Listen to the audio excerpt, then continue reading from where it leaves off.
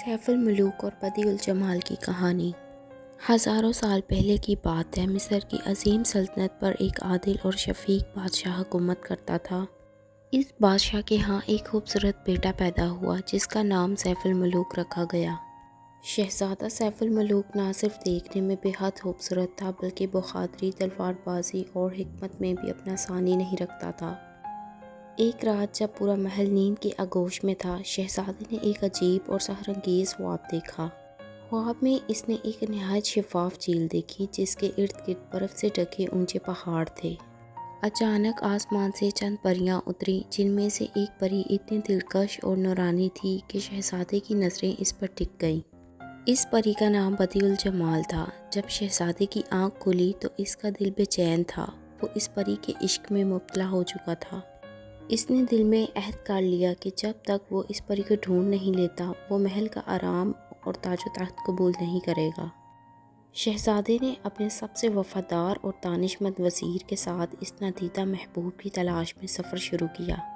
یہ سفر کوئی عام سفر نہیں تھا۔ مصر کی سرحدیں پار کرتے ہی ان کا سامنا خطرناک صحراؤں، ویران جزیروں اور پراسرار سمندروں سے ہوا۔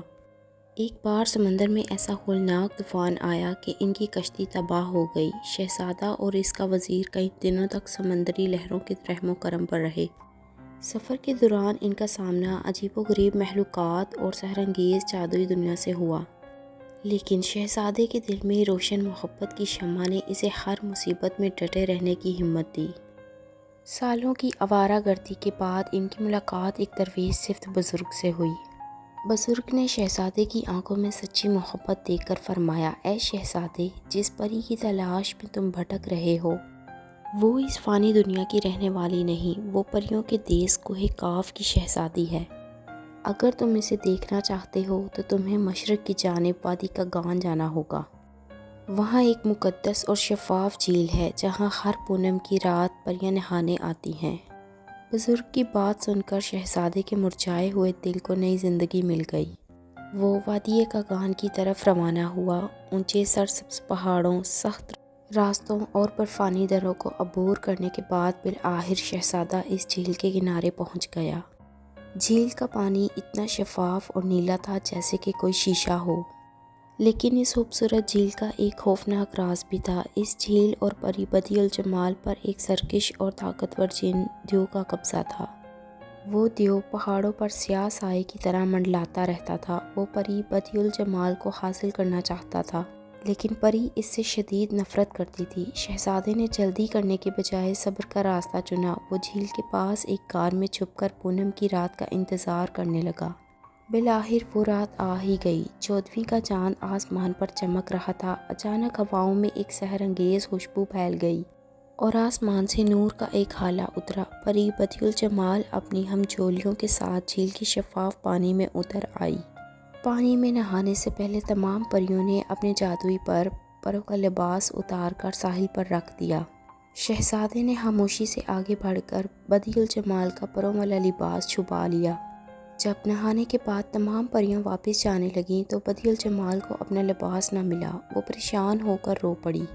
تب شہزادہ سیف الملوک اس کے سامنے آیا۔ اس نے ادب سے جھک کر اپنا تعارف کرایا اور اپنے سالوں کے طویل سفر، خواب اور اپنی بے لوث محبت کی داستان سنائی۔ پری نے جب شہزادے کی آنکھوں میں سچائی اور پاکیزہ محبت دیکھی تو اس کا دل بھی پگھل گیا۔ اس نے شہزادے کی محبت کو قبول کر لیا۔ ابھی وہ اس خوشی میں گم ہی تھے کہ اچانک زلزلہ آ گیا۔ دیو کو ان کی محبت کا علم ہو چکا تھا۔